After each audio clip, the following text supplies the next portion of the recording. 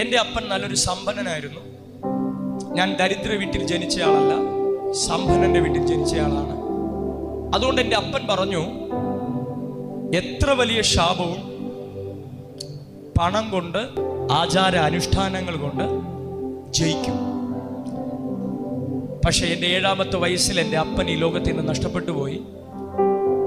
അപ്പൻ്റെ മരണം എൻ്റെ കുടുംബത്തെ ഭയപ്പെടുത്തി. അത് ശാപത്തിൻ്റെ പ്രഹരമാണെന്ന് വിധി എഴുതി. 8ാമത്തെ വയസ്സിൽ എനിക്ക് കുടുംബം നഷ്ടപ്പെട്ടു. 28 വയസ്സുള്ള ഒരമ്മ 8 വയസ്സുള്ള മകനെയും 3 വയസ്സുള്ള മകളെയും കൊണ്ട് ഈ നാട്ടിൽ നിന്ന് ഇറങ്ങേണ്ടി വന്നു. ശപിക്കപ്പെട്ടവരെ ആർക്കും വേണ്ടെന്ന് പറഞ്ഞു. ശാപങ്ങൾ പോയി ചാകാൻ പറഞ്ഞു.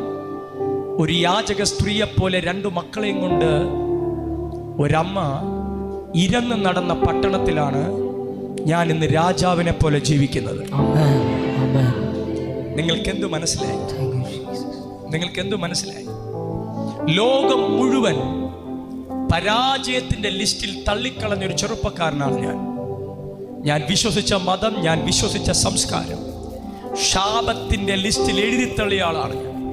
ഒരിക്കലും ഞാൻ ഗതി പിടിക്കില്ലെന്നവർ എഴുതി വെച്ചു. പക്ഷെ എൻ്റെ 17ാമത്തെ വയസ്സിൽ എനിക്ക് ലഭിച്ച ഏറ്റവും വലിയ കൃപ, ഈ വേദപുസ്തകം തുറക്കാനുള്ള കൃപ ലഭിച്ചു.